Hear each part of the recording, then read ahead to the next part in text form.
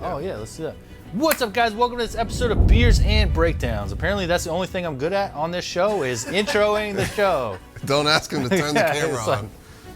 I cannot run a camera, and apparently audio. The only thing you guys miss, or these guys miss from when I'm gone, is me saying, "Welcome to this episode of Beers and Breakdowns," because they can't say, "Welcome to this episode of Beers and Breakdowns." It's hard. Well, how is that? Welcome to this episode of Beers and You're Breakdowns. good at it. It's just natural. Yeah, like I don't want to do the same thing, but then I'm also like, am I stepping on his toes? Like, what should I say? Bienvenidos, amigos. Like, there you go. That's dope. I like it. That's very curt. I'm gonna drink it.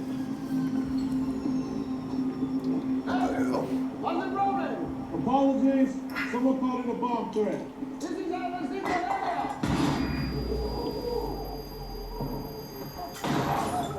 Get on your knees! On your knees!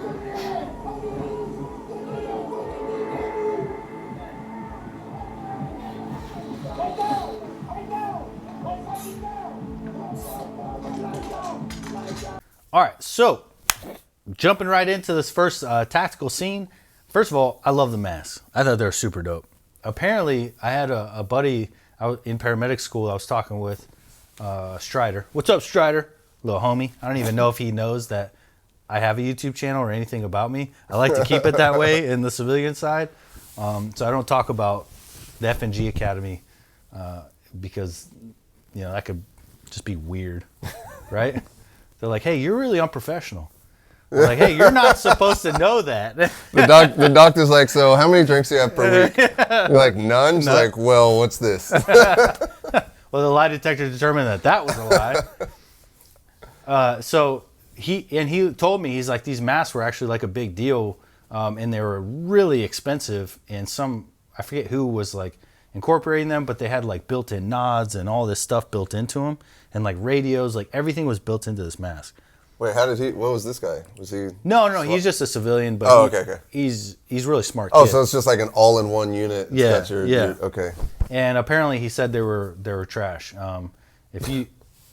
Like they didn't like them. So, but they're perfect for a movie because they look amazing. I thought they were so cool. But if I'm wrong about that, blame Strider. He's a young man. You guys could fight him and beat him up in the streets and all that stuff. I'll tell you where he lives on the next episode, so you can hunt him down. Just kidding.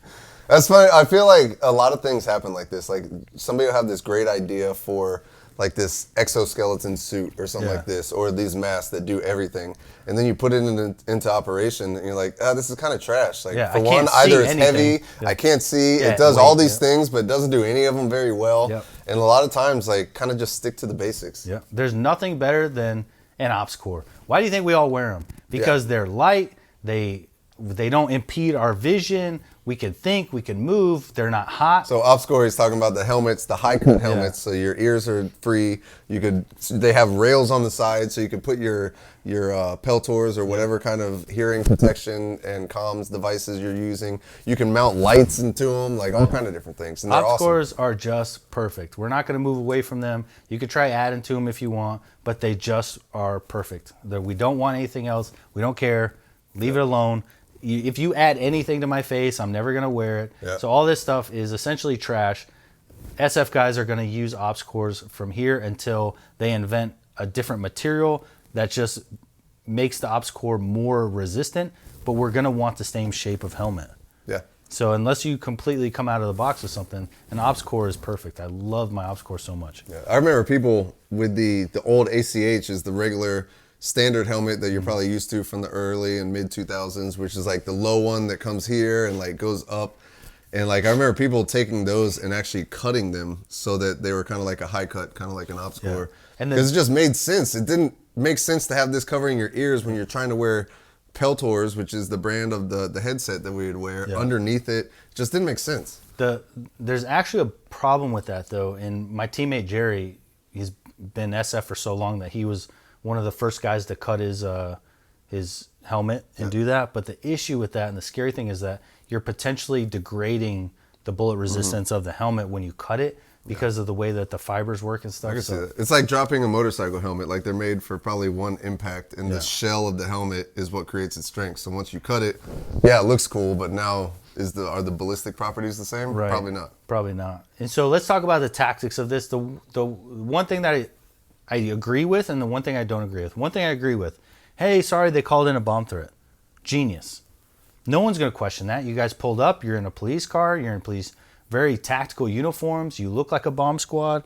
I would very much buy, hey guys, someone called in a bomb threat. If you could just please exit, stand over here. We'll have one of our guys take you to a safe location. Everyone's gone.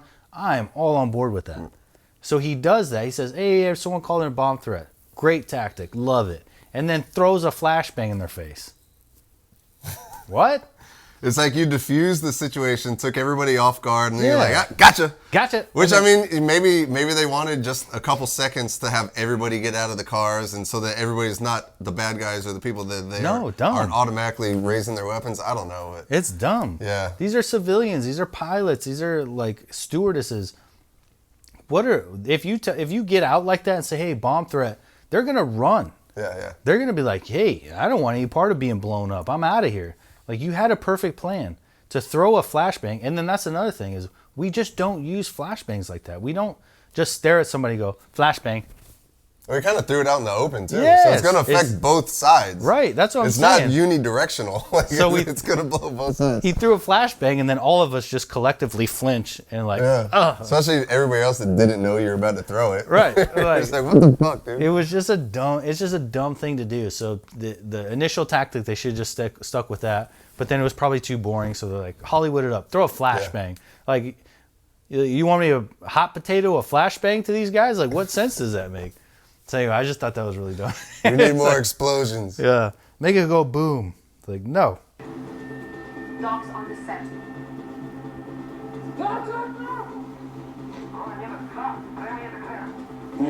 Package your head, exit.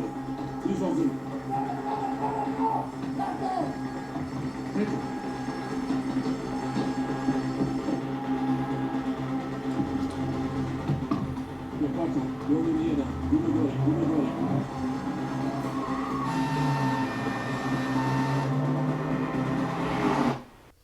All right, so I just like the last man tactics of everybody moving out. Just smooth, fluid, but then it gets a little funny. All right, 6:05.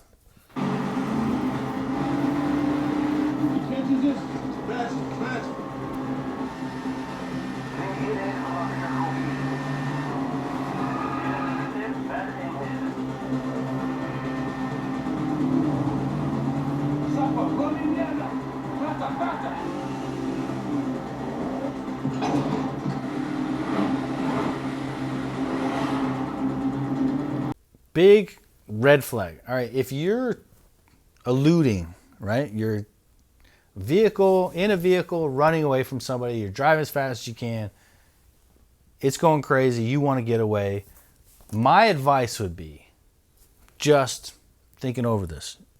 Okay. Maybe if your vehicle happens to have lights on the top, you turn them off. So it's not just like, yeah, we're over here.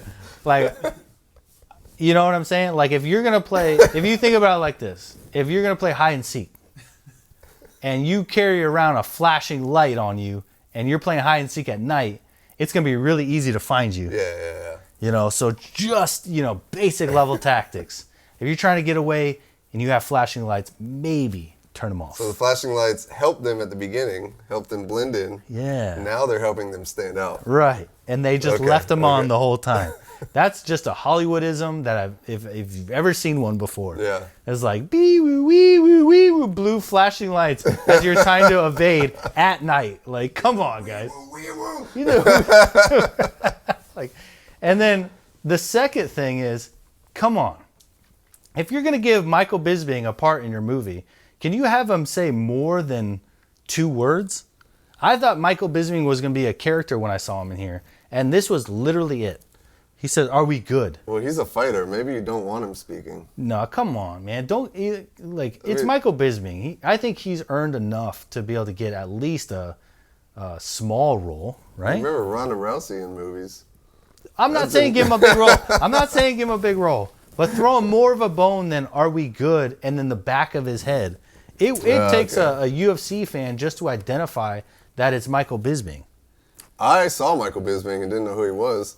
Oh, Luckily, that's right. Abel- These guys saw him in me and Brazil. Abel went to Sao Paulo, Brazil, and we're at a random Irish pub, and all of a sudden Abel's eyes just go like this, and he walks up and starts talking to a guy. I have no idea who he's talking to. Oh, and you there's- talked to him in Brazil? Yeah, freaking Michael Bisman Sick, just walked dude. into the bar, and Heck yeah. Abel almost crapped himself.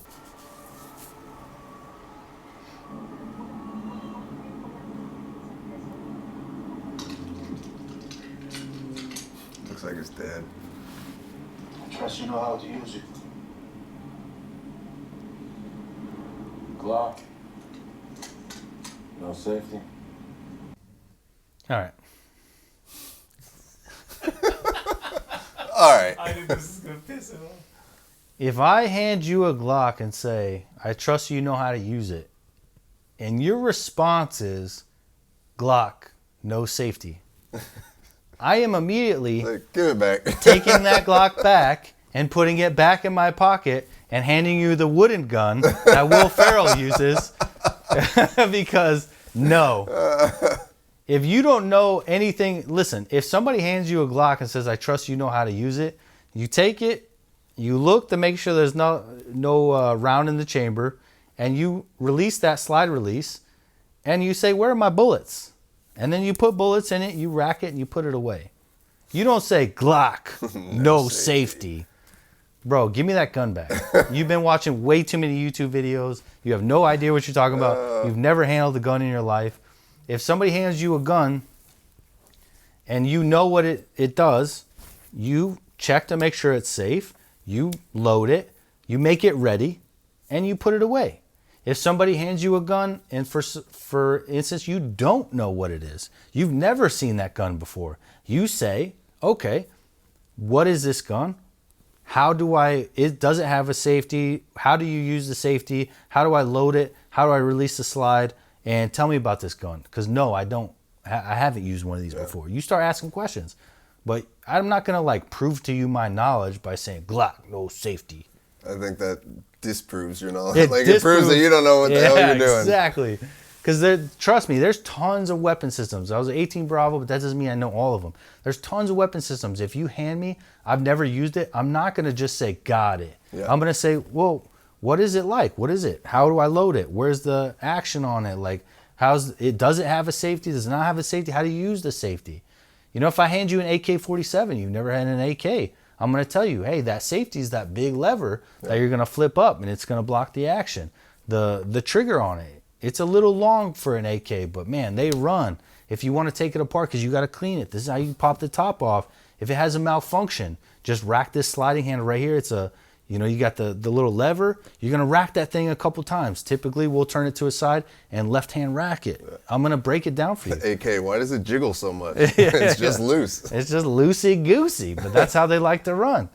There's nothing, I guess my point is there's nothing wrong with not knowing. Right, and there's also nothing more dangerous than somebody who doesn't understand a firearm handling a firearm. Exactly. Like he was saying, no safety. He obviously doesn't know how to use it, so that just makes him more of a threat, I think, to everybody else around him at that point, and himself, honestly. Right. And that's why you see these videos of these so-called gangsters that wind up shooting themselves in the legs and stuff like this because they shove a Glock into their pockets or something like that. And the Glock doesn't have a traditional on and off safety. It's got that trigger safety. Finger always on the safety. Yeah. So that's a good point. Glock does have a safety. So you're just proving that you're an idiot. I was more going with the approach that you telling me what it has or doesn't have, it just sounds dumb. Yeah. But you're going off the fact that the fact is it does have a safety. It's a trigger safety. Right. It's a depressed safety. And if you grab the trigger from the side, it's not going to fire because that safety is blocking it. Right. So good point. First of all, you're wrong, but that wasn't the point I was trying to prove. For me, it was just don't tell me what it does or does not have. Tell me if you know how to use it or you don't, so I could instruct you, or you could just make it ready and put it away. You hand it to him, he's like, Glock, 9mm, iron sights. Just starts going over the specifications. Dude, my face would be like, calm down, Rain Man. Yeah. Give me that back, and we'll talk about this later. I'll give you a class, and then maybe 2.2 pounds. we'll go to the range, and then maybe I'll give you the Glock, all right? But right now, you're making me nervous. You're making me feel like you're going to shoot me. You're freaking psycho. And when I was a cop, dude, you wouldn't believe how many times I had to go to the hospital with some gang member with a bullet down his butt cheek or a bullet down his leg, and they all say the same thing. What happened, bro? Someone shot me. Was he really tall? Yeah, that's crazy. Somebody shot you from up there? Because I don't know if you know how bullet trajectory goes, but you got shot down your butt cheek, you got shot down your leg, and that's crazy. You're right-handed, and it's your right butt cheek, and it's your right thigh every time. And then every time you just have to sit there and look at them, and then they go, oh, I shot myself, man. I shot myself. I don't want to. Like, it's funny how many gangbangers you can get to cry when you just like, it's like, well, you ain't tough when you're by yourself. What can I have from us here?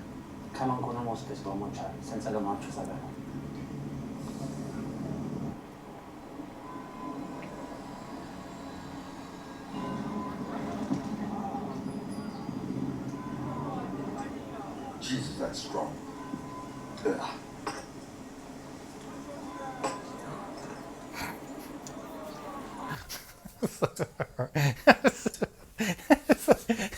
Who's gonna walk in this court? Who's gonna walk in this courtyard and be like, nothing's fishy here?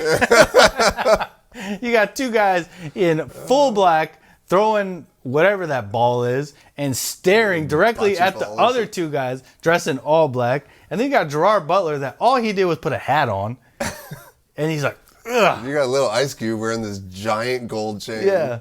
Like, dude, this is terrible, bro. Like they're not being the gray man. They're not blending in No, whatsoever. this is the opposite of gray man. Like if I walked in this courtyard, I'd be like, skirt.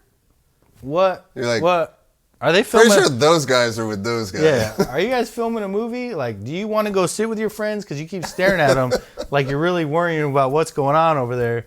I'm like, you know what? I'm just gonna leave. This is awkward. And Gerard Butler's just like, hey, get in costume, get in like a undercover outfit, and he's like, hat, got it. Like, all right, Clark Kent, that is not helping you at all. Puts his glasses on. Yeah, he's like, ugh, this coffee is strong. Ugh. Like, really, dude? You're a cop and you never had nasty black dark coffee, like Cowboy coffee. Yeah, like you've never drank coffee at the station. Nobody's making good coffee at the station. That's it for as quick caffeine intake as you could possibly get. You remember the coffee in like Robin Sage? Where it's just a pot of boiling water with a bunch of beans in it. Disgusting. It was terrible, but it was so good at the moment. Yeah, but you know what? It's all you got. You Who wants coffee? Who wants a pot of coffee? This scene is just hilarious. It's just so Hollywood. And the whole like thing that that Hollywood is doing where like they'll take the film and be like, oh, we want to do it in another country now. Like, are you just trying to get a vacation out of it? Because you want to film in these other... Because I respect that. Like, I've always wanted to go to Colombia. Like, yeah. let's go film this in Medellin. So, yeah, if you're going to just choose to go to this place, but it's very awkward when everyone's speaking a different language and then they have to do the whole, like, hey, let's speak English for this guy. Like, oh, you mean speak English for everybody who's watching the movie? And you have to create a reason to start speaking English? Yeah. I don't know. This whole thing just reeks of... Everyone involved just wanted a free vacay, and Ice Cube's son wanted a little paycheck. He's got to boost up his IMDb. Yeah, it is terrible. And Ice Cube's son is just—he's not a bad actor. He's a good actor, but he's not good for this. Yeah, I don't buy him being like a super intelligent jewel thief like guy at all. And then the whole premise of the movie is so readable. I feel like everybody who watched Den of Thieves 1 knows exactly what's going to happen at the end. It's literally dumb. I don't even know what to say. Like when it's making me dumber talking about it. Yeah, when I watched it happen at the end in the big reveal, I was like, yeah, obviously. Like, this is stupid. You just took me an hour and 40 minutes to get to this?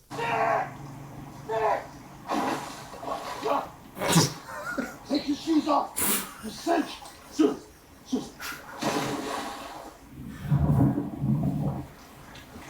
Where are his shoes? That he had to swim down to get his shoes. What the fuck you think? Swim. Where, Nick? Oh, to Libya. What the fuck you think, dum-dum, this shore? I can't swim that fucking far. I'm negatively buoyant. Don't you know David Goggins?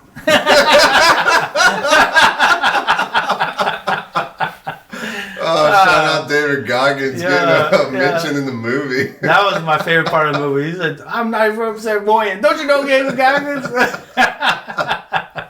That was classic. That scene's just comical. Yeah, that's a funny I like how Nick puts his head underwater. He's like, Nick! And then he just pops right back up in the same spot. Bro, he popped under and you look back. How do you suppose he got from there to behind you, bro? Like, Nick ain't a shark. Take your shoes off. This guy dives to the bottom of the sea. He starts swimming. Like, your feet are going to go up behind you. They're right there, dude. Yeah, you could just go like this. He said, Like, bro, you're going to drown looking for your shoes.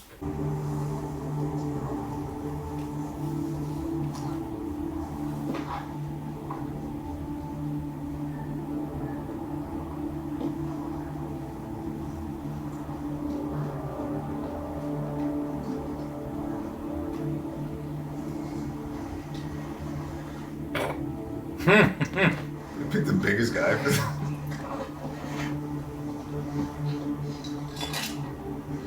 That was sick, though, dude. That was pretty cool. That was dope. Like, that's the kind of tactics I like. And I like seeing in movies is use your brain. Just have somebody say, here's a problem. Go off. We have all these millions of dollars. You're a smart person. Go off and solve this problem. And problem one being we have to get from this roof to that roof discreetly. Right. And someone says, oh, I have it. How about we take a hook and then we carry you across and we crawl up and then hook it over and then it's got handles and you can jump over. I'm like, well, try it. Yeah. I mean, you take, and this is something that like Garrett talks about doing with on Avatar is like if you got to try things, like put it together. And so it's like go from that roof to that roof, and if it works, I'm in. Yeah. But you have to like care enough to do that stuff, and this is cool. I'd love to see the planning process for something like that, and like all the options that got shot down. Yeah. Like somebody's like shooting a grappling hook or something like that. This is so simple though. Yeah. And it makes sense. It makes works. sense. I would probably use a lighter guy on the end of the pole, but I mean, other than that, yeah. Yeah. Because Sure. imagine shooting the grappling hook, and then you'd be like, and then what, genius? Yeah. He's like, you swing down. I'm like, okay, go ahead, you swing. And he's like, I'm like, exactly. Because you're going to slam into that wall. Everyone's going to know you're there. And you're going to fall down to your death, dummy. Find a new plan. That's tactics. Yeah. Fuck this.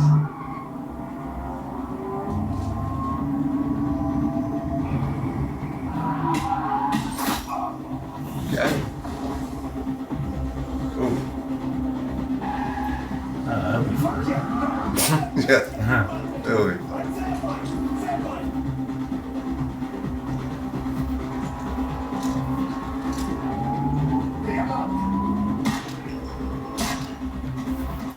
I know it's just a couple seconds, but finally somebody did it right. Yep. Instead of shooting through the window. Instead of shooting through the window, they shot a couple holes in the window. They, put their muzzle through the window and then use their sight to look through the window and fire. That's the way you would do it. Yeah.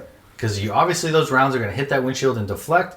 You don't want them deflecting, so you're going to shoot some rounds through, make a hole, put your muzzle through, shoot it, or you're going to do the hanging out the window. But I would rather stay in the car personally, so I'm definitely putting holes through, muzzle thumping it, and then muzzle penetrating and shooting. So it was a couple seconds, but man, that couple seconds made all the difference for realism. Yeah, I thought that was pretty cool. And like you said, you never see that. No. Everybody is just all too happy in these movies to just shoot through glass like it's not going to do anything. Shoot through glass or hang way outside of a vehicle. Oh, yeah. Even though you're like sliding around turns. There's like, walls everywhere. Yeah. There's somebody shooting back at you, so now you're just silhouetted outside of the car. No, thank you. Because it works the other way too. The rounds are coming this way. They're going through the glass. They're going to deflect a little bit anyways. So, I mean, just stay inside. Yeah. So, all right, guys. Hope you enjoyed the episode of Beers and Breakdowns, Den of Thieves 2 Pantera. Should you watch it? I don't think so. You can just watch this. Yeah, you could just watch this. I Read think the this cliff is a little notes. better. Get the cliff notes of some of the cool moments. I think this was a huge deviation from Den of Thieves 1. And they just did what Hollywood does, and that is ruin good movies. Yep. So, even though technically I guess Hollywood's responsible for the first one, Yeah, but it's the sequels, man. Sequels don't normally live up to the hype. yeah, this is just trash. I know I poop on Hollywood a lot, but man, they're just not doing very good lately. Just all yucky. Oh, yucky. So- That's nasty. It's all yucky and nasty. So, if you guys enjoyed this movie and you enjoyed sitting around watching it, I mean, let us know. What do you think in the comments? Was it a good movie? Was it a bad movie? I don't think it was very good, but let us know what you think. Peace. All right, audio off. My card is full.